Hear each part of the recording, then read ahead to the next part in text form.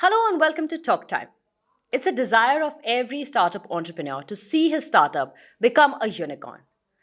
Well, you have a great idea. What do you need? You need the right amount of money, you need the right kind of people, you need the right kind of network. Where can you get all of it? You can get all of that at a startup studio. Today on the show, I'm joined with Fahad and Gaurav, who are the co founders of T9L Cube. It's a startup studio. We also have with us Ashwin Singh, who is an EIR at the studio. A very warm welcome to Talk Time. And very interestingly, I would ask from Fahad, first and foremost, what is a startup studio that you guys have? What does it mean? The story, the journey, we'll take that ahead. You're going to be close to 10 years of your startup studio. But what is your startup studio and how does it help budding entrepreneurs and startup founders? Right. So Startup Studio is an incubation ecosystem, which is more involved, more intimate. One of the realizations that there are 3-4 formats that exist, with respect to early stage startups, from that perspective. One, which is widely known, is acceleration, where there are batches selected, and these batches, are given a certain amount of money, a certain amount of gyan, and some networks, and that's it, and they'll see how the founders take it forward, right? Then there's incubation where you are given a space, to sort of come and sort of experiment and create a playbook from there. But a studio, aside from giving money and the other things, also helps the founders in execution. Typically, Richa, what happens is that a founding team is a small team. They're extremely good in their core area of expertise, so they could be very good product people or sales people. But a business, which is what a startup is, to get to a stage of playbook, to either get funded subsequently or to be self-sustaining, requires intervention across all functions of business. It can't do away with finance. It can't do away with fundraising. It has to tell the narrative properly. It has to have a product, so productizing whatever your idea is. And each of these things requires a certain amount of skill set. Founders typically cannot get access to the level of skill set that is required for a good product or going to market. And we've created an exoskeleton, that has extremely talented people, very senior people, on our roles that, complement the founders, and help them across areas that are non-core for them. And that is what a startup studio does, So we call ourselves the third co-founder. We don't do batches, we select startups, one by one, depending upon their merits. And we are involved with them, till the time their playbook is created, So in that sense, we are execution partners along with just the incubators. So that's what a startup studio does. Gaurav, how did it happen? Like, for you guys also, it's a startup which you guys decided. You guys had careers prior to that. How did this, T9L Cube happen for you all? It's a realization. What happens is I incubated my startups. And when I incubated, I realized that, after that, there's a whole lot of things which are required to make it a successful business. And then I also realized personally for me that I didn't want to be the operator carrying it forward. There are better guys available to do that. And my love lay in, actually incubating another startup and giving wings to another one and a third one and a fourth one. And then I realized over a period of time, that is what is absolutely needed because most entrepreneurs are subject matter experts. But getting into making a business is a different ballgame. Yes. And I think it's my personal journey, which as an operator and then transforming into an incubator, that allowed for it to transcend into a venture studio situation. And that's how Fahad and I, actually got together because we realized that this is something successfully being done worldwide. And India hadn't had a lot of them. But between Fahad and I, we've been able to do, almost 80 incubations like this in a venture studio format. And what has been your success rate? Our success rate has been over 60%. So most of the startups which come by in the real world, only 10% succeed. That's the statistics we commonly know. But because of a studio exoskeleton, that support system, the success rates increase by 5 times. And that's a worldwide, it's a statistic we know now. That it's been a success rate of 60%. What has the reason been for it, Fahad? So most times, when a startup comes to you, you realize, that the idea is not bad. The founders thought through the idea, that idea is good. Most founders who've taken this plan, most founders, I'm not saying all of them, most founders are capable of taking that idea forward. The problem that happens is that, between that small team, going back to my previous point, between that small team, they essentially sort of have to hire for, so there are 2 paths they take, so they can't do everything. Yes. So there are 2 paths they take, in order to sort of, fill that gap. either through hiring. Hiring is a lengthy process, and also a lot of talented people do not want to join a high risk endeavor that is a startup. And the second, this thing is, access to different kinds of, or they'll go to agencies, for example, right? Now, agencies are notorious, for treating it as a job, whereas a startup requires a very, very intense this thing. So most of the failure happen because of avoidable reasons, reasons that could have been mitigated, if there was the right access, at that point in time. Absolutely. So when we come on board, we reduce the obvious failure. There still can be failures, and we have 40% of our startups have failed, but the obvious failure points, are reduced significantly, thus, increasing the chance of success. 60%, sounds, whatever it sounds, it's a phenomenal number. Yes, it's a phenomenal percentage, especially when it comes to startups. Right. And this proves our hypothesis, that if the startup founders get the right support at the right time, and that's not capital. Capital is just one part of a huge story. So if they get the right intervention at the right time, then obvious failures can be sort of mitigated. And there's an analogy that I use, that a typical founder has 12 to 18 months, to basically bring their idea to life, create the playbook, and so on and so forth. And the path that they take is a meandering path, it is like they'll try something, then something. Yes. And that basically reduces the runway, significantly.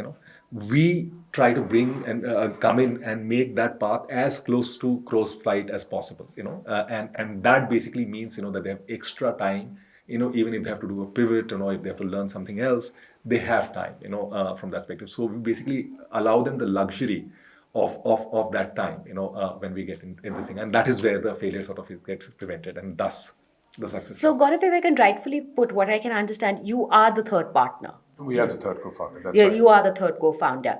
Being the third co-founder, where is that you benefit from that 60%, and where is it that you make that loss in that 40%? So, How does that work? I'm a chartered accountant, so I'm going to straight cut into this.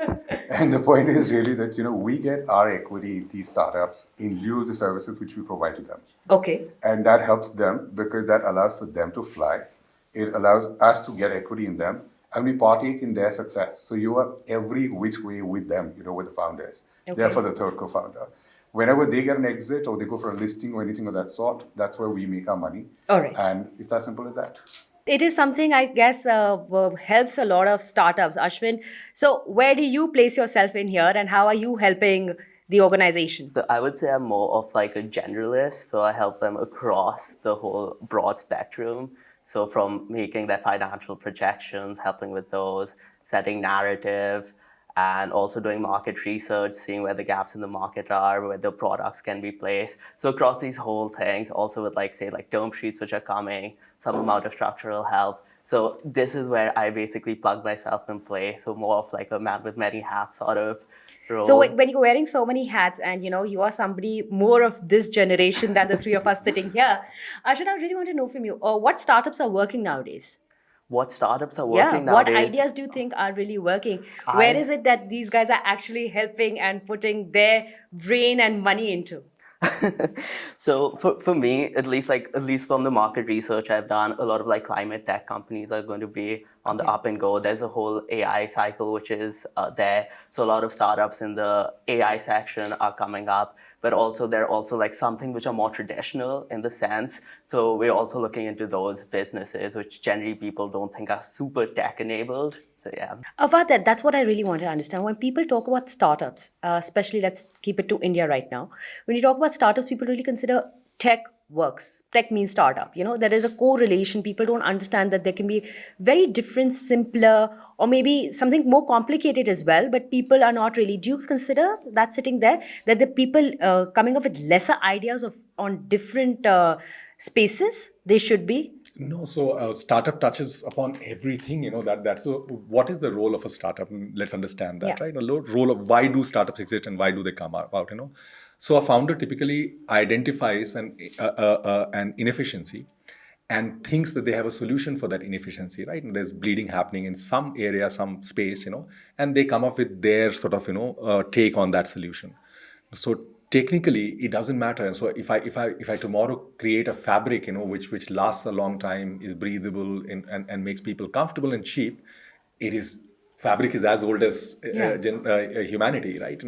But even that qualifies to be a startup. And there's a whole plethora of D2C startups now we are seeing. People are turning their backs. The younger generation is turning its backs on traditional brands. They want different stories. So Yeah. there's a plethora of D2C startups that have come in. Now, in today's day and age, tech enablement is almost universal. You Yes. cannot. I mean, you could be making shoes, but you'll still need tech, to be able to manage your supply chain and the consumer-facing interfaces. However, the fact that tech has to play a key role is not really a mandatory thing. Startup can come from anywhere. The other criteria that qualifies a small business from or differentiates a small business from a startup is the potential of growth. So one of the things, for example, that we look at, and perhaps the only quant evaluation that we do is how big is the TAM, how big is the market, in which whatever you've created, you could create a beautiful product, but if only 20 people will buy it, it's not good enough, It's right? not good enough. So now it works for a shop, but for a startup, the ability to grow, at least mathematically, at least projection wise, right? Not everybody will grow, but that concept should exist, right? So and that's the simple definition of what qualifies a startup. But being tech or non-tech is not really a qualifier. Gaurav, if since 2015 till now, you've had more than about 80 startups under yourself. What are the startups that you considered, maybe close to your heart or something that you felt like, okay, we worked really right on this one and might not have? And is there a mantra that you think, this mantra really works when you're doing it and maybe this doesn't? Or it is just sayings and it's really... There's no saying. At Okay. the end of the day, I think it's a founder. Okay. A founder who makes it or breaks it. And the founder has to be somebody who's like superlative at it, little mad, little crazy, believe in themselves. And then at the end of the day, any startup is about disruption. It's about invention. It's about, getting into the market with a differentiated product, which is very, very, very scalable. So while tech is not an important part of it in our worldview, tech enables you to scale up, and that knowledge and that ability is a very, very important thing. And the differentiation could be design. It could be an entry barrier as far as the legal thing is concerned. It could be anything to do with, you've got certain networks which are not accessible to anyone else. So in my own portfolio, we did, Adda 52 back in the days. And that was the first legal online poker site to come into India. And they were able to take something, which was not anyone else's game. And that was a real disruption which is going about. Did Credi Health, and that was about, the hospitals, about patients going to the hospitals where they didn't have access to. There's a transparency involved in that. Yes. Another one which is dear to me is BIS Research, because they were researching deep tech some 10 years back. So we were talking about nanosatellites or precision medicine and catering to Fortune 500 companies back in the days. And it's still very, very relevant. So yeah, these are a few of them. So, Gaurav, I would want to ask you this, as you said, the idea, the founder basically needs to have an idea. But we see a lot of similar ideas also at the same point in time, but they coexist. Why is that so? And few do not. Like if I have to talk about something like a Dream 11, and there's so many now who have found their space in a very similar kind of concept. I don't know what are the returns, are they actually making money or not, but can you explain to our viewers a bit better about that? See, it's not only about the concept, it's about the execution of that concept. Okay. And it takes a lot to get it executed. It's just like anybody can come up with an idea. But then to be able to persevere with that and Is where pursue you that. come in. Also, yes, Venture Studio comes in because we give that, support system and give the guidance and the guardrails for anybody to really pursue their dreams. But at the end of the day, it is about the founder. We can only support a superlative founder to be able to achieve something spectacular. What we can't do is take a founder and make him one. Just anybody randomly doesn't have it inherently to make them such. They've got to be a superlative sports person for them to be playing. You can only coach them and guide them Yes. into a better sphere. That's all. So, Fahad, when you have these founders who have great ideas and they can make it big, where do you think they really, and you are giving them the support that they know. Right. But when you've done it for so many years, when you've done it for so many other startups, you would know that this one might not excel. What is that one reason that you understand? Right. So, going back to the question that you asked, Gaurav, and I would like to add to that, asking us what our favorite startup is, Yes. is like asking a parent what your favorite child is. So the ones that failed and the ones that did well are all equally dear to us, and that is the difference between a venture fund and an accelerator compared to a studio. We are so invested in them, that for us, it's not a spray and pray. Each aspiration is important for us, each founder is important for us, and we basically, and our promise to our founders are, till the time you persevere, we will persevere with you. So they have that rock solid support, and that is one of the non-quantifiable, very big value adds that we give to the founders, that we basically sort of, are founder first from that perspective. Coming back to, the point that you asked, right, and Gaurav made a very nice analogy, right? Like a Neeraj Chopra is born, you cannot Yes. create Neeraj Chopra, Yes. and somebody has to sort of, shape them, or Yashasvi Jaiswal or Virat Kohli. Somebody helped them in their journey, somebody sort of shaped their journey, but you can't create, those things, So the founder inherently, and one of the reasons why our success rate is very high is that we don't look at a quant framework, for selection of startups. Models can change. I mean, if a founder comes to you with a badly executed sort of idea, you can fix that. What you can't fix is inherently the strength of the founder. So our entire investment philosophy revolves around, evaluation of the founder, and take an intuitive punt, on, and it is like, that's something. There's something I tell people, that if startups could be mathematically predicted, no fund would give a penny, to a founder. Yes. The X factor of in the success of a startup is the founder. So our entire focus, evaluation focus, is primarily founder and founder's ability, not where they are. That's not important. Yes. Where they can be. Will they be comfortable with scale? A lot of founders essentially are very good at starting. I was one of them. But the bottom line is, that can they persist, in the most adverse situations, will they get sort of, this thing.